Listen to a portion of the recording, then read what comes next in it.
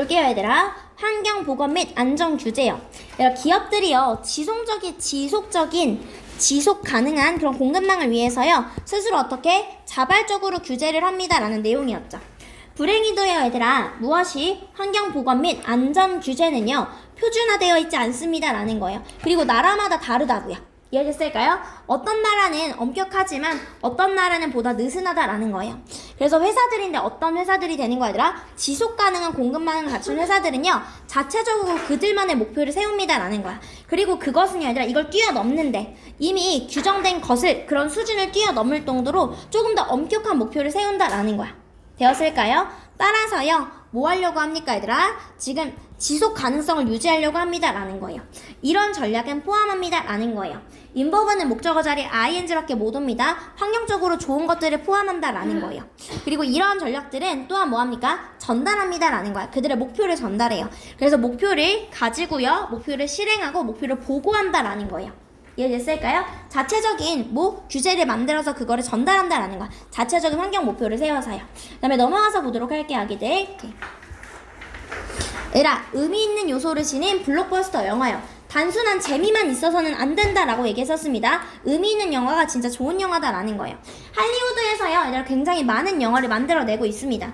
당연하게도요 궁금해요. 왜 사람들이 영화를 보러 가고요. 그리고 뭐 하는 거야 얘들아? 이 비법을 알고 싶어 한다고요. 진짜 흥행이 확실한 블록버스터의 그런 비법을 알고 싶어 한다고요. 오랫동안요 얘들아 쾌락주의 이론은 뭐라고 얘기했어 얘들아? 그냥 재미를 주면 된다고요. 지루한 현실에서 벗어나게끔 하면 됩니다 라는 거예요. 이해됐을까요? 하지만 그걸로는 충분하지 않았다라는 거야. 원래는 그냥 재밌는 이야기, 예쁜 배우들, 해피엔딩이면 됐었는데, 하지만 블록버스터는 계속해서 만들어집니다 라는 거야. 그것의 성장이요 이 비법에만 의존되어 있진 않는다고요. 그리고 쾌락주의 면에서는 설명되지 않는 그런 영화들이 만들어진다고요. 인생은 아름다워와 같은 부정하고 왔기 때문에 돛이 발생한 거예요. 영화의 그 스코어들이요 뭐 했습니까? 확인했다라는 거예요. 이미 알고 있는 것이요. 좋은 감독들과 작가들이 뭘 알고 있었냐면 좋은 영화는 의미가 있어야 된다고요. 심지어 저예산의 슬픈 영화도요 충분한 의미가 있으면 성공할 수 있다라는 거예요. 이해됐을까요? 그 다음에 갔을 때 얘들아 인구 밀도가 높으면 일반적으로 사회적으로 엄격하다라고 했는데, 인구 밀도가 너무 과다해. 중국, 방글라데시아, 인도 이런 거 생각하면 어때 얘들아? 사람이 오히려 너무 많아서요 그 사람들이 너무 많기 때문에 내가 다 지킬 수가 있다 없다? 없어서 엄격성이 낮아지기도 한다라고 얘기했었습니다. 이해됐을까요? 어느 정도 빽빽한 건 괜찮아 얘들아. 근데 사람이 진짜 너무 과다하게 많으면 내가 언제 교통신호 다 지켜서 집에 가? 그냥 너도 안 지키게 된다라는 거야. 이해됐을까요? 근데 일반적으로는 인구 밀도가 높으면 사회적 엄격성이 높아지는 거고요. 인구 밀도가 높으면 집단주의가 높아진다라고 했었습니다. 사람이 많을수록 같이 으쌰으쌰 하는 거고요. 사람이 너무 없어. 그럼 어떻게? 개인주의가 일어난다라는 내용이었죠. 그 얘기를 뭐로 비교한 거야? 네덜란드와 몬타나로 일단 비교를 했습니다. 함의를 가지고 있는데요 얘들아, 빽빽한 지역에서는요 사람들이 관찰될 가능성이 높아요. 근데 널리 흩어진 곳에서는요 사람들이 관찰될 가능성이 적다고요. 이런 빽빽함은요 향상시켜줍니다 라는 거예요. 사회가 엄격해질 가능성을 향상시킨다라는 거예요. 근데 이 관계가 곡선형이 아니라 이런 직선형이 아니야. 곡선형이다라는 거야. 이해했을까요? 이렇게 곡선형이다라는 거예요. 즉 어느 순간까지는 이렇게 높았다가 다시 낮아진다라는 거죠. 얘들아, 만약에 이런 빽빽함이 올라가면요 일단 어떻게 되는 거야 얘들아? 빽빽한 곳에 사는 사람들은요 주목하고 처벌을 내리려고 한다고요. 우리 그룹 내의 규칙을 지키지 않는 사람이요. 근데 너무나 빽빽하면 어떻다 얘들아? 지금 견딜 수 없을 정도로 너무 침범하게 되기 때문에 오히려 덜 엄격하게 됩니다라는 거야. 인도 생각하면 돼 얘들아. 인도 알겠지? 인구수 너무 많으니까 너도 나도 그냥 안 지키게 된다라는 거야. 그리고 얘들아 관계에 대해서도 우리가 찾아봤는데요 그때도 얘들아 곡선형의 관계에 있어서는 이런 걸 우리가 곡선형의 트렌드는 때때로 어렵을지라도 조금 더 연구를 해야 된다라는 말이 뭐예요 얘들아? 이 관계를 더 연구해야만 하지만 이런 변화를 정확하게 증명하기는 어렵다라는 거예요. 여기서는 그냥 조금 더 우리가 연구를 해봅시다라는 연구에 대한 필요성에 대한 얘기가 나오는 거야. 이해됐을까요 얘들아? 그다음에 갔을 때 주어가 others가 다른 주어가 다른 분사 구문이죠. 다른 조건이 동일하다면요 얘들아 밀도는요 뭐랑 관련이 있냐면 집단주의와도 관련이 있습니다. 몬타나는 사람이 적었어. 사람이 적을수록 개인주의인데 사람이 많을수록 집단주의였다라는 거죠. 되었을까요? 그럼 넘어가서 보도록 할게요. 소셜미디어의 뉴스 소비와 공유를 결정하는 실질적인 요인들이요. 단순히 뉴스의 질이 아니라 사회적인 관계, 정치 성향, 그리고 재미나 자극성에 따라서 달라진다라는 거죠. 이해했을까요? 뉴스 소비는요, 뭐합니까? 반드시 영향을 받는 건 아니에요. 뉴스 품질에 따라서요. 지금 사회적으로 동기화될 수도 있다라는 거야. 사회적으로 사람들이랑 연결되고 싶어서 이 뉴스를 본다고요. 우리 단톡방에 어떤 뉴스 올라왔어? 질이 중요한 게 아니라 얘랑 이따가 이 뉴스에 대해서 말해야 되고 말하고 싶으면 뉴스 본다라는 거예요. 이해됐을까요? 그러니까 반드시 뉴스의 질이 핵심적인 요소는 아닐 수도 있다라는 거예요. 그리고 얘들아 당파 같은 거예요. 얘들아 이렇게 했을 때 그 사람들은 시사하는데 그 사람의 정체성이 진짜 그 메시지에 중요한 역할을 한다고요. 그래서 어떻게 합니까 얘들아? 그들에게 우호적인 메시지를 게시한다고요. 뭐하지 않고 뉴스의 퀄리티는 거의 생각하지 않고 나 지금 우파인데 나 좌파인데에 우호적인 메시지를 게시한다라는 거예요. 이해됐을까요? 또 다른 사람들은 얘들아 재미를 위해서 이 뉴스를 소비한다라는 거예요. 그래서 새롭거나 센세이션하거나 놀라운 뉴스 컨텐츠야. 그럼으로써 얘들아 그 뉴스 컨텐츠의 가치성이 올라간다라는 거예요. 자, 어떻게? 충격적이거나 자극적인 뉴스일수록 노출률을 높인다는 게 뭐야? 더 많이 공유된다라는 거예요. 이해됐을까요? 그냥 가보도록 할게요. 우리가 감정을 정량화하려고 해요. 주아, 행복한 0%. 이렇게 하면 얘들아 이거 어떻다? 주어가 가진 삶의 질이 배제되는 것이다 라는 거예요. 갔을 때 얘들아 무엇이 정량화는요? 감정에 대한 정량화는요, 우리의 심리학적 삶의 질에 대한 위협으로 느껴진다라는 거예요.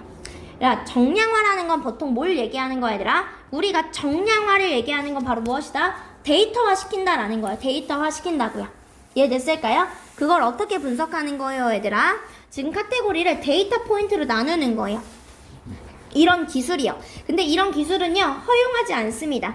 이 감정의 질을 허용하지 않는다고요. 컴퓨터적인 계산이요 얘들아. 이런 컴퓨터적인 계산은요 우리의 질을 계산하지 못한다라는 거예요. 이해됐을까요 얘들아? 이렇게 다시 한번 quantified, 우리가 이렇게 계산된 그런 시스템은요 결국엔 어떻다 얘들아? 훼손한다라는 거예요. 이해됐을까요? 모함으로써 우선시함으로써요. 측정 가능한 데이터를 더 우선시한다고요. 무엇보다 감정적인 경험에 full spectrum보다는 그냥 측정 가능한 데이터를 보여주기 때문에 감정의 진정한 의미와 깊이를 잃게 만든다라는 거예요. 되었을까요? 그 다음 넘어가서 보도록 할게요. 얘들아 40번은 요약문이기 때문에 항상 마지막 문장이 요약문이다 라고 생각하면 돼요. 그 요약문 먼저 보면요, 기억은요 얘들아 만들어집니다. 지금 생각과 재해석을 통해서요. 이런 기억이 우리 자아인식에 너무 중요하다라는 거예요. 얘들아 내 자아인식에 너무 중요해서 내 삶의 전반에 큰 영향을 미친다라는 거예요. 기억이라는 건 단순한 정보 저장이 아니라 인간의 정체성과 삶의 질을 형성하는 근본적인 과정입니다라는 거야. 기억은 시간이 지나면 성찰과 재해석을 통해 만들어진대요. 얘들아 어떻게 재해석을 하는 거야? 내가 당시에는 시험 성적이 안 나왔어. 근데 나중에 재해석해서 그런 경험이 있었기에 내가 더 열심히 할 수 있는 원동력이 되었지라는 거야. 이해됐을까요? 이런 식으로요. 이런 건 새로운 정보와 감정에 의해서 변화갱신되면서 결국에 자아인식과 대인관계, 삶의 의미에 깊은 영향을 미칩니다. 즉 기억은 정보가 아니라 나 자신을 구성하는 이야기고 그걸 읽는 것은 자신을 읽는 것과 같습니다라는 거죠. 되었을까요 얘들아? 오케이. 됐을 때 여기서는 중요한 내용만 좀 할게요 얘들아. 심리학에서 우리가 어떻게 근거 기반 연구를 통해서 인간 행동의 진실을 드러낸다라는 거예요. 얘들아 첫 번째, 우리 뭐가 중요하다? 심리학에서는요, 근거 기반의 심리학의 연구를 우리는 믿어야만 하는데, 근거에 기반하면 어떻게? 문제 해결에 도움이 되기 때문이다라는 거야. 문제를 제기하는 거야. 야, 심리학은 진짜 상식적인 거 아니야? 강아지를 쓰다듬으면 기분이 좋아진다. 이런 거 너무 상식적인 거잖아. 그런데 반전이 있습니다. 연구는요, 상식과 반대되는 결과를 자주 낸다라고 얘기했어요. 뭐라고 얘기했냐면, 우리가 상식으로는 이런 말이 있지. 정반대가 끌린다고요. 근데 실제로는요 비슷한 사람들끼리 잘 맞는다고요. 내가 진짜 연구를 해봤더니 상식이라는 건 다른 말이라는 게 있네. 그래서 얘들아 심리 문제를 해결할 때는요 연구 결과가 진짜 중요하다라는 거야. 야 연구 결과 봐봐. 이거 어때? 상식이랑 다르잖아. 그러니까 너가 진짜 문제를 해결할 땐 상식에 근거한 접근이 아니라 연구 결과에 근거한 접근이 중요해라는 거야. 이해됐을까요? 게으르니까 미루는 거야 라고 단순하게 생각해요. 이건 뭐야? 상식이죠 얘들아. 이해됐을까요? 그렇지만 미루기는요, 불안감과 완벽주의에서 비롯된 심리적인 문제일 수 있어요. 내가 계속 미루는 이유는 얘들아, 내가 완벽하게 하지 못할 것 같으니까 미루는 거거든요.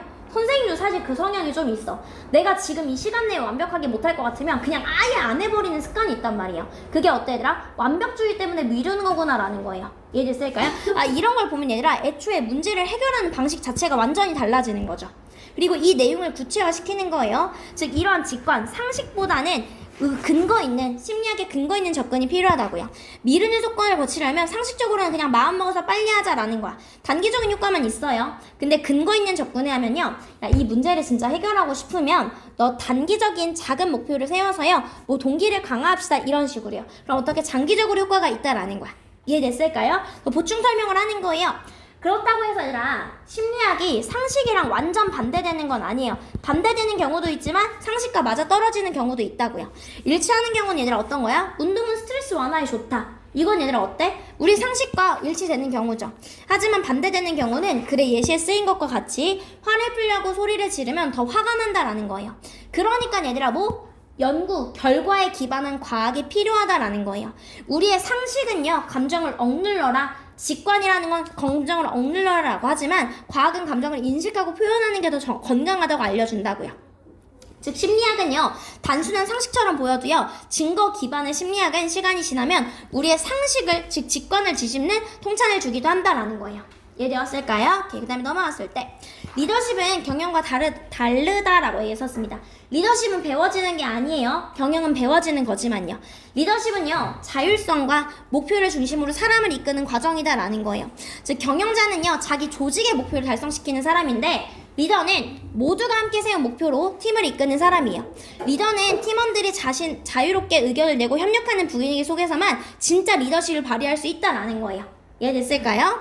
즉 얘들아 리더는요, 행동은 함께 목표를 이루고요, 스스로 행동하고 생각하게 만드는 그 자유로운 의견에 힘이 필요하다라는 거예요. 여기까지 친구들이 됐을까요, 아기들? 오케이. 얘들아 지금 하는 것은 얘기할게.